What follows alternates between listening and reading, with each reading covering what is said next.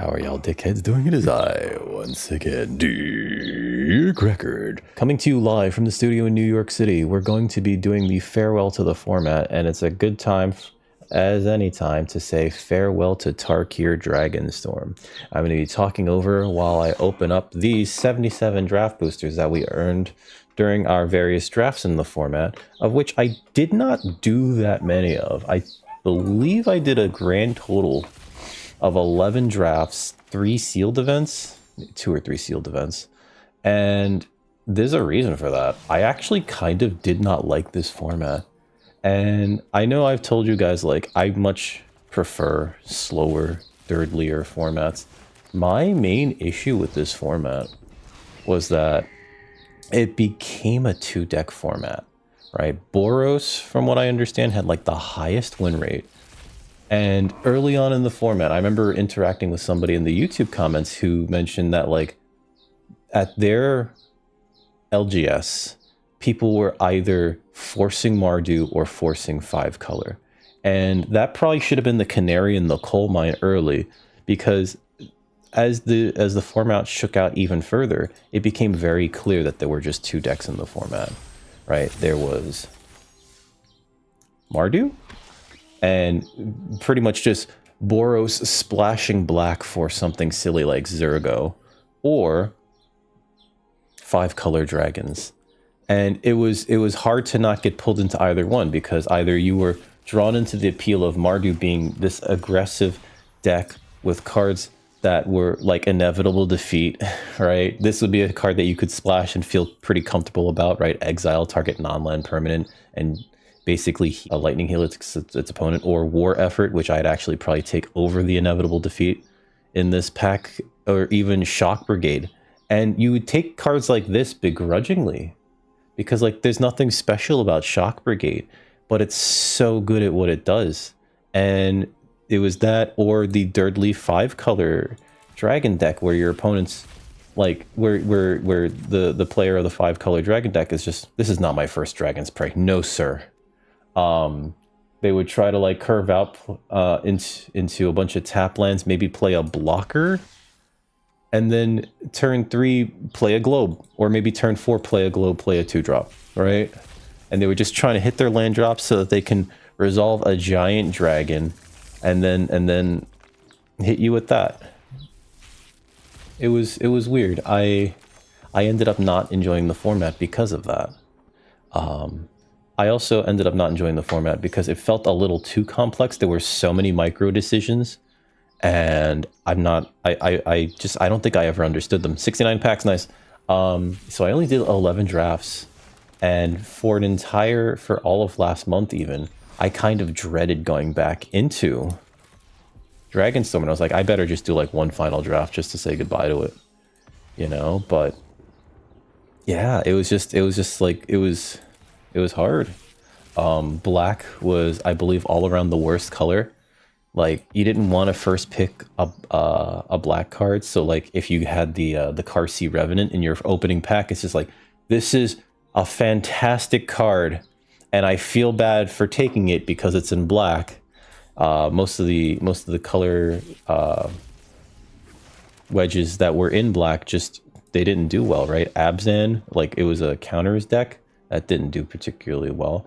And then Sultai was like a Graveyard Matters deck that didn't do it particularly well. But it didn't matter, because if you were in either of those color wedges, are they wedges? Yeah, they're wedges. You would find yourself just going and grabbing like cards from other colors, going like, well, I'm in white, right? So you'd see like a Jeskai Shrinekeeper. Like, let's say you picked an Abzan rare, pick one. It's like, well, I kind of am in white, so let me just grab the Shrinekeeper and hopefully I'll get some fixing. And you would get fixing.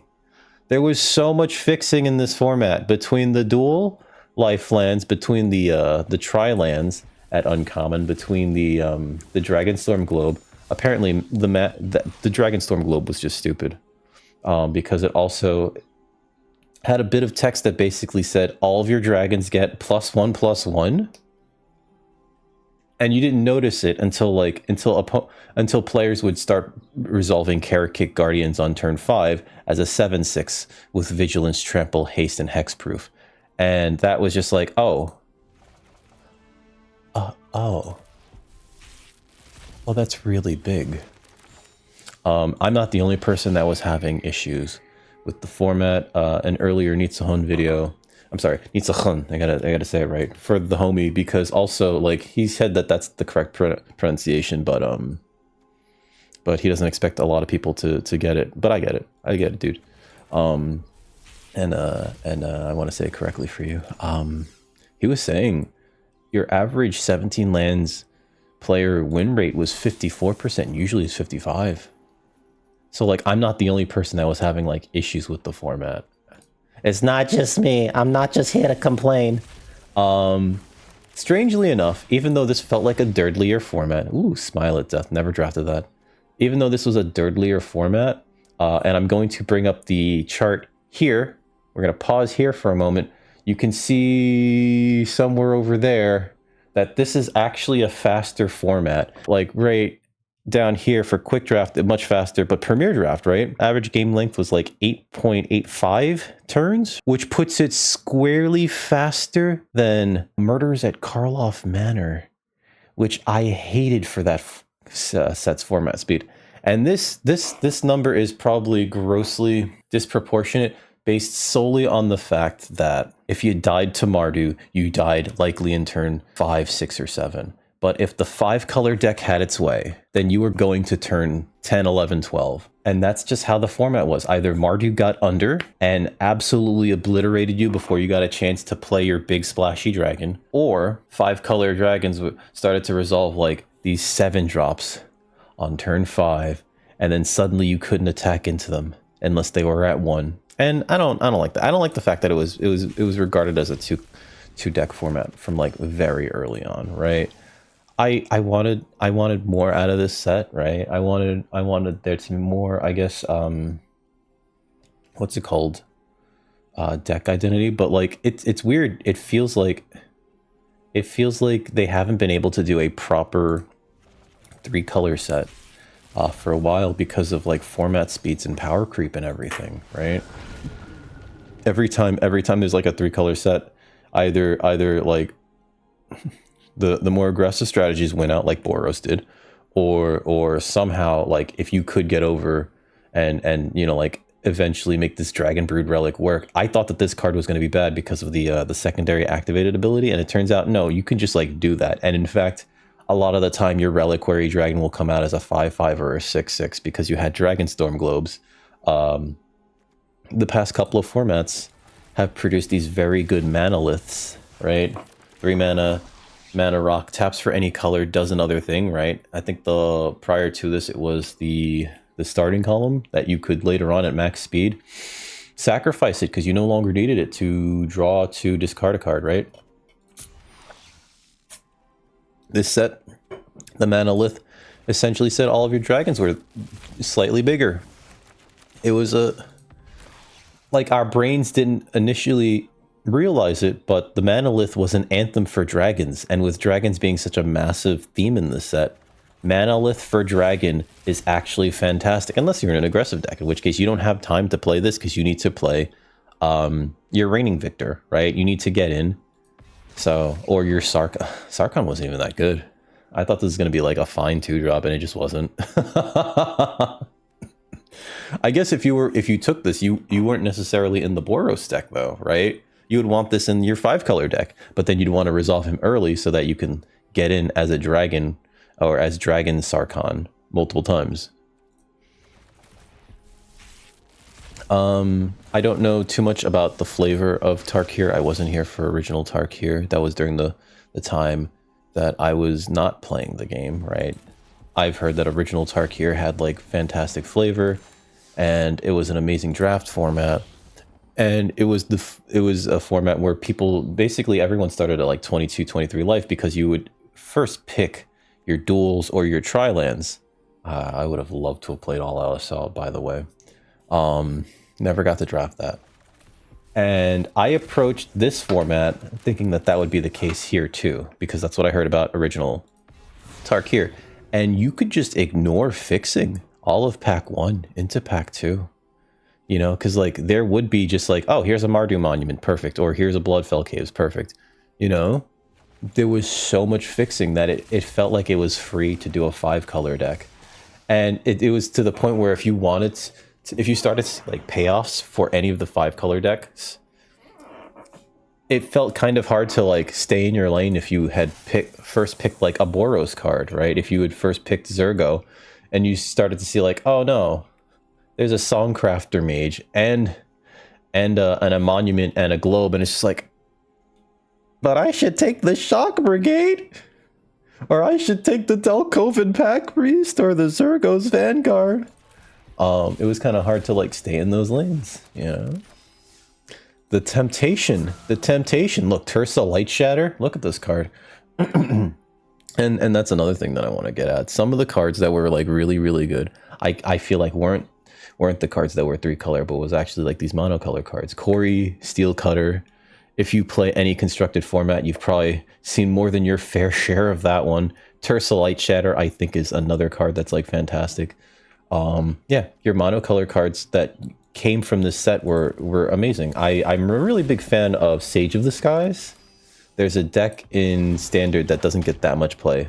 I'm not a big fan of Tigum. I tried drafting him twice in a deck and it just didn't work out. Sage of the Skies, there's a deck in Standard that like I like to call Quintorius Casino or Boros Casino. I first saw it on a Doomwake video, although I played against it prior to that, and it essentially tries to discover into Sages of the Skies. Of course, because of that, we won't see a Sage of the Skies as we open packs, but it's amazing because like sometimes you just play out like a bunch of permanents out of nowhere and drain your opponent with Quintorius's passive ability. Oh, it's so much fun. It's so much fun. But I feel like the majority of the cards in this set that are like making any movement anywhere are not the Fangkeeper's familiar. They're actually cards like Tersa Light Shatter, right? Like this is too hard, especially because right now there's not a lot of really good duels, right? You have your fast lands, half of which are actually going to be retiring this winter, right? You have your pain lands. Wait, I think it's the fast lands, half of which are retiring. And then, like, that's it. The Final Fantasy set's coming out with a fast brass, like a fast City of Brass, right? Turn 1, 2, or 3. It comes out untapped. It can tap for colorless, or it taps for any color and you take a damage. It's a very strange templating for that type of card, and I think it will open up a lot of 3-color decks. But yeah, for the most part, like Standard, you can't do 3-color stuff, you know? I think people are hoping that there's going to be like another type of shock land variant or something to come out soon.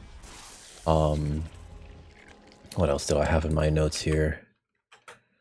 Format speed was fast, complex very, 2-deck format. Oh yeah, so I mentioned it before. Not the biggest fan of this set. Not because I didn't manage the trophy, but that is like that will always like haunt me. I couldn't crack it. Like I couldn't figure out what was going on. Realistically, like I wasn't sure like what the best plans were, you know, like there were cards that it's just like I thought that Whirlwind Stormbrood seemed great, and then like eventually realized like this is not that great. Like the Dynamic Soar is not great. You're going down a card to make something big. Durgar Island Dragon is actually better because this basically cycles. At the very least, it cycles. Roar of Endless Song made the Mammoth Bellow seem less impressive by comparison. Mammoth Bellow, I was incredibly high on when I first saw it, only to find out it was one of the lowest win rate cards because it was so slow. It's strange. Mammoth Bellow, I believe, has a 50-something% win rate. Card in hand win rate, according to 17 lands, which is... Oh my god. If you would have told me that a 5-mana sorcery that makes a 5/5 that you could flash back later at a discounted rate if you tapped one of your creatures, a Convoke style almost, had a win rate of 50%, I would not have believed you. And I still, like, even after knowing that, was still willing to go like, this is a fantastic card. I love Mammoth Bellow. It just wasn't good enough, and I don't fully understand why. I don't fully understand why.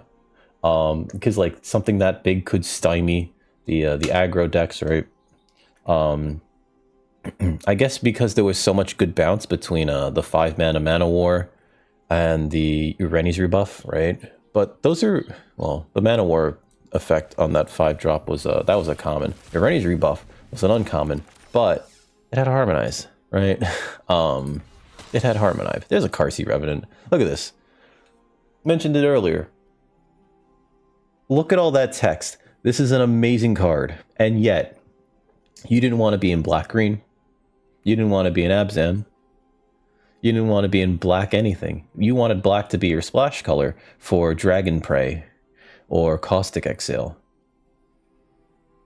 But this card is double black, which means that is not a splash color, friends. Unless you are playing like 7 globes. This is a fantastic card that ends up being like very bad in this format. Well, not bad, but like if you can play it, it's fantastic.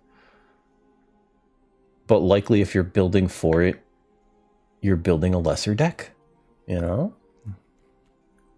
I think you'd actually probably take the Dispelling Exhale over the Karsi Revenant, or even the Dragon Sniper over the Karsi Revenant here. Or if you had first picked a Boros card, there's a Shock Brigade, you know? It's funny, all of the exhales ended up being very good. Some of them I thought were going to be like not as good. Like, let's see, the white one I thought was going to be not as good, but you know, you just sometimes needed that cheap removal, right? in your Boros deck. And then the green one, which was one of its highest win rate commons, Piercing Exhale, is actually not that good unless you have a lot of Death Touchers in your deck, simply because there's so many big creatures in the format. It's so weird. It is so weird. Likewise, I undervalued every devotee. Each and every devotee. I thought that they weren't going to matter that much, and they all had a place. Even the blue one, although I don't like the fact that the blue one, this was the first time in a long time that the blue 2-drop that was a 3-power something with Defender couldn't attack at all. Like, usually there's a way to get it to attack, right? In Murders at Karloff Manor. Karloff Manor. If you had a clue enter or something, or if you sacrificed a clue, it could attack. In Aether Drift, you can crew it, and it could attack. Or on your opponent's turn, it just turned into a creature, right? Like, that was nice, right? Otherwise, it was just a vehicle that sat on the sidelines, right? This is my first Host of the Hereafter. Because I so actively tried to avoid this color pair, because this color pair and anything Abzan, anything counters related, was just so underbaked. This is the first time in a long time where we got... Oh yeah, and in Lost Caverns of Ixalan, if an artifact entered the battlefield under your control, the 3/3 Defender Pirate in blue for 2 mana could attack. The Teamer Devotee, no text on here that allows it to attack, which made it kind of the worst. Strangely enough, the one that I undervalued the most, which was the Mardu Devotee, the one mana 1/2 that's scryed to on enter on ETB. I thought that was going to be the worst. Turned out to be one of the best cards in that color. Just because, yeah, sometimes you play the 1 mana 1/2 that makes sure that your next 2 draws are great. And if it's turn 1, you have something that can get in while your opponent's trying to play tap lands and build out their mana base, right? Absolutely nuts. I don't think I understood this format all that well. I high picked Magmatic Hellkite, but this doesn't really do that much. Unless your opponent's 5-color dragons. So, like, if I saw this and, like, I took it early and wanted to go into a Mardu deck, I don't know if this was good enough. Sure, you could destroy your opponent's Tri-land and then, like, make them put a tapped basic in with a stun counter, and then you had a 4/5 dragon. Maybe that was too slow. Maybe I should have taken the magmatic exhale instead. Right? Oh, God. But despite that, because of the power of the 5-color dragon decks, this felt like a huge Prince format. Because if you had so many of those big splashy rares, like if you could Songcrafter Mage into a removal spell at instant speed on your opponent's turn, or into a counter spell, that felt like a huge blowout, right? If you had that the Jeskai 3/3 with lifelink that doubled up a spell, and you got 2 removal spells off of it, or it would make it doubled any spell. So if you cast a creature spell after that, you got an additional creature card out of it. That's amazing, actually. My cat's here. She's probably going to interrupt at any moment. You know, the land cycle was okay. I actually really liked the white one because it made it so that almost all of your creatures basically had mobilized too as a mana sink. Quarry Mountain Monastery is also fantastic as a mana sink. Until the end of your next turn, you can play that card. Sure. Okay, you know. Probably not as good in Mardu. Probably more suited for like Jeskai or 5-color. Strange, but sure. The black one was interesting. It made spirit tokens. The green one was the surveil one, and the blue one was altogether useless because not altogether useless. If your opponent was playing blue and they left up 2 mana, the blue one made sure that you got to like get your spell off. Actually, never mind. But nobody really did that, right? Oh, that's another thing I forgot to mention. Counter magic was back in this set, baby. Dispelling Exhale was like a top common in blue because you could behold a dragon to make it so that they had to pay 4, which is strictly better mana leak. There's my cat. Come here. Strictly better mana leak. Come here. Come here, baby girl. You're interrupting the podcast, you know that? You're interrupting the podcast. You gonna podcast with me? She's gonna podcast with me, folks. What do you got to say to the folks at home? I'm leaving this all in, by the way, just so you know. Oogie boogie boogie. What is baby? Yeah, you just want a hug? Yeah, what was that? Was that a bite? You try to bite me? I mean, no. Oh, no. Now she's squirming away. Fellow Thar. I think that this is great and constructed. Absolutely terrible in this format because there was nothing. You didn't have much to in the way of sacrifice fodder. It felt like, you know, it's actually weird. This is the first time in a while where I've thought to myself, like, what do I sacrifice? Right? There weren't that many creatures that wanted you to sacrifice regardless. But like this was one of those times where it was just like, what do I sacrifice? You know? And because of that, I didn't like again, like anything with the +1/+1 counter stuff, it felt like it missed the mark. There were endure cards. There were cards that made like endure tokens, which you would get like a spirit, an XX spirit token or this or that. And I heard it on another podcast, and I kind of agree. Like maybe if those spirit tokens came in as 0/0s with X +1/+1 counters on them, it would have been better for those synergies, but they didn't. So you had less cards that had those +1/+1 counters on them, which means that you had less activations of like your synergies, right?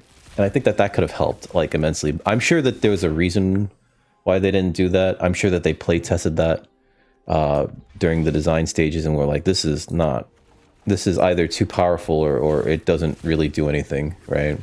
But still, I feel like those need to be there. Hey, look at that. You know, I never got to draft this at all, as that's 100% correct that is a first. I would have loved to have drafted this, if only to make a meme picture for the video that screams chicken jockey. Because look at that. That's clearly a chicken jockey. I'm sorry. If you hate Minecraft, you must hate me right now. He's riding a cock. Thought you could get away from me making a dick joke, didn't you? Didn't you? So despite this being a Prince format, there were a bunch of like really useless rares. I think Fellothar is one of them. United Battlefront, that's for something else. This is a too safe version of this type of card too, because like, you know, we had Coco.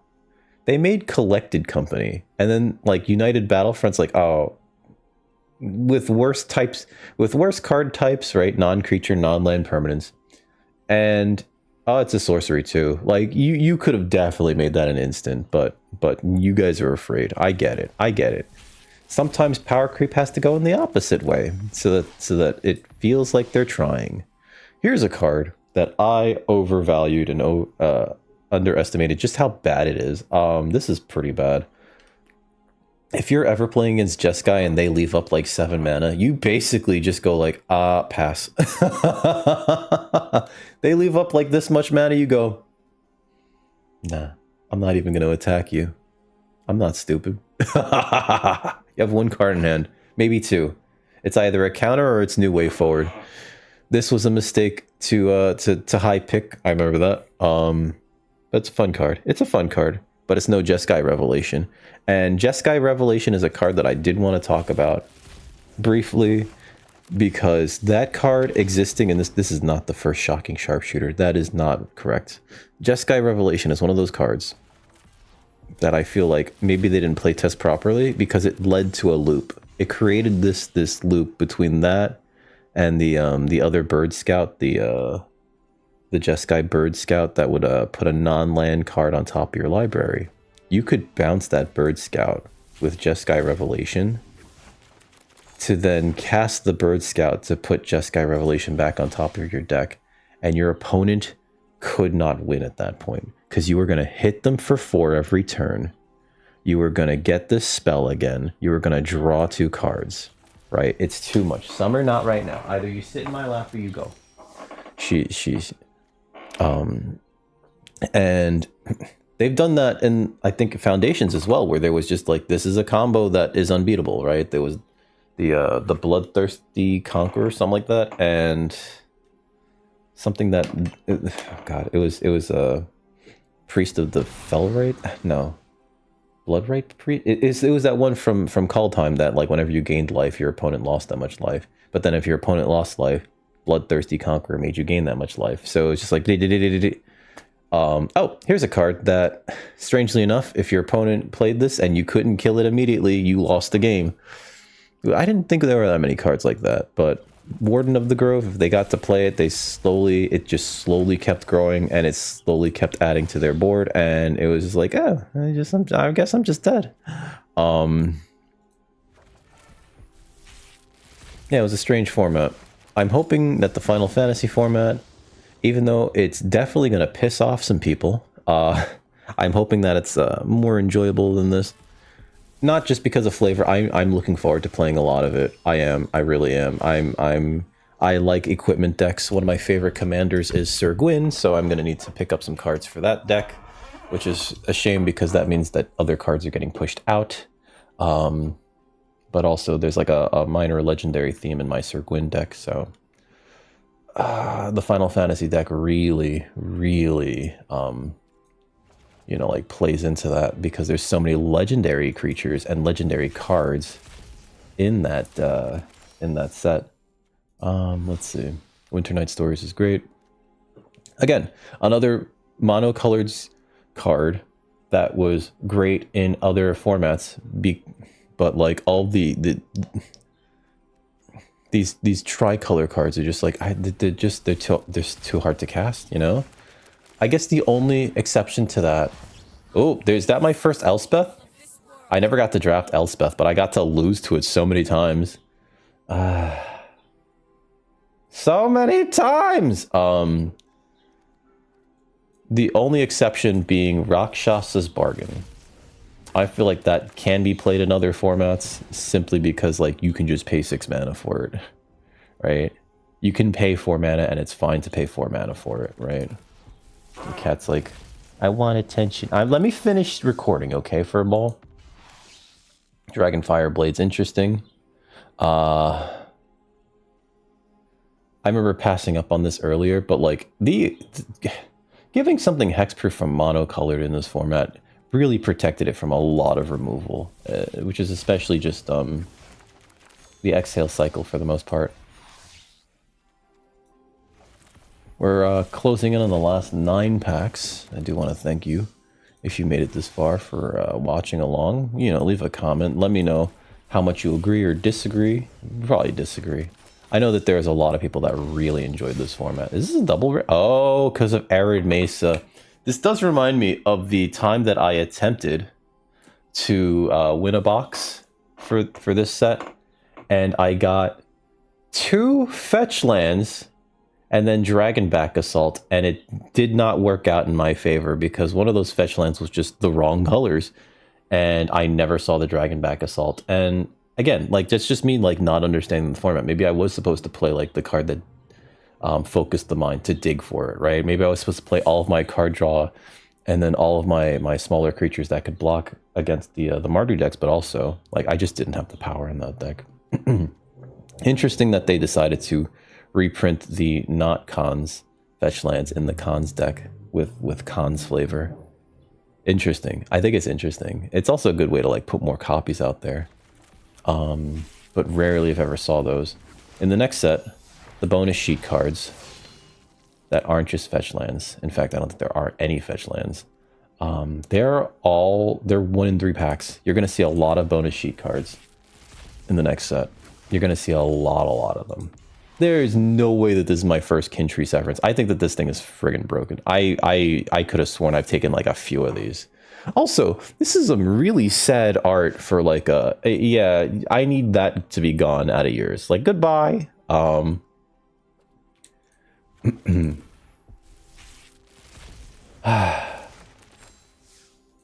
Stupid Skirmish Rhino. I swear to God. I don't even know what this is for. I know that this is meant to be a reference. Just talked about this earlier when we pulled one earlier. I know that this is meant to be a reference to Siege Rhino. And sure, it's fine. It's a 3/4 that Foundry Helix is your opponent. This is not good enough. This is not the bomb that like Siege Rhino was. I don't think it's big enough, you know. I guess the idea was you're supposed to put counters on it, and then it becomes like a huge threat, but early on it's just like this stabilizes you. Straight up asking for Abzan mana, though, is like kind of rough. Codus the Fangkeeper I never got to draft. I did get to play with this in a sealed midweek Magic. Easier to destroy than you would think. Easier to deal with than you would think. Indestructible's fun, sure. A 2/1, oh, but Caustic Exhale is a common in this format. Did you put 2 tokens on him? 2 +1/+1 counters? Ah, he's still dead. Come on. It's funny that you put the you got counters on him from a Sagu Pummeler. I'm gonna kill him for 1 black mana. Behold this dragon. Behold. So yeah, didn't have the greatest time with this format. It was okay. I definitely liked Outlaws more.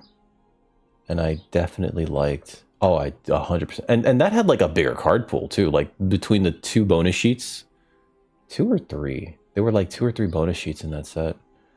I definitely had a much better time with that, even though it was strangely more complex, you know, and there were more things that you had to keep in mind than this. I will say I liked this more than I liked Murders at Karloff Manor. Screw Murders at Karloff Manor. And let's see what this last pack has. Inspirited Vanguard is another card that I thought was going to be fantastic, and it just had one of the lowest win rates. Because on ETB, either you get 2 creatures, or it's a big dumb idiot that then like dies to Molten Exhale. Sure. And then here's a booby rare, Sidisi, Region of the Mire. Like, what are you potting into? This was Graveyard Pod. What are you potting into in this format? I don't know. Like, I had him as a 2-drop in one deck because he went late, and I was just like, I don't know what to use his ability for. You know, I guess he's just blocking. Like, what am I sacrificing? And this is only activated as a sorcery too. It's like, so yeah, not the biggest fan of this format. Not the biggest fan of its effect on other formats. I mainly like to blame the Corey Steel Cutter. We saw none of them because guess what? I'm also part of the problem. I crafted 4 Corey Steel Cutters like almost immediately when I found out how good they were. And I feel stupid for not realizing it earlier.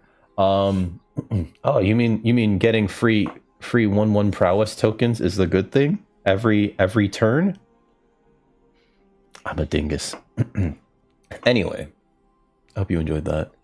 If you did, please like, share, subscribe. Tell your friends. Tell your mom I said hi. I haven't even opened... Let's open one of these. I haven't even opened a single Alchemy Tarkir pack. Alchemy I hate. It's so stupid. Alchemy's the dumbest thing ever. Look at this. I'm glad I don't engage with Alchemy at all because of cards like this. Look at this stupid card. If this was in the main set... If it was just like... Instead of perpetually, let's say it was just... until end of turn. Which you could do, right? You could give this haste until end of turn. It's got mobilize too. It attacks as with 4 power, essentially, because of mobilize too. Menace. You give all of your tokens Menace until end of turn. Although I guess... I guess that doesn't really work with the tokens, unless you have them from Zergo. This is a nutty card. And like it exists. Why? Why does that exist? Swift Spear's Teachings? You could not put this in fucking... Alright. I'm done being mad at... I'm done being mad at Dragonstorm. I hope you had a better time with it than I did. And I hope that the Final Fantasy set, as much as it's going to ruffle some feathers, is much more fun, much more enjoyable, and much more long-lasting. Or you know, within our hearts at least, than this format. I'm kind of glad to see this go away. But thanks for watching. If you enjoyed that, you know, I already said that. Come on over to twitch.tv/dickrecord. I have a Twitch channel. I complain about video games that I'm playing there all the time. I'm working my way through a lot of Zelda games as well as the DLC for Sea of Stars and a bunch of Metroidvanias because I love exploration. Maybe a bit too much. But until next time, stay safe out there. Don't eat yellow snow. And remember, if you're not here, you're dickless. Have a good night, folks.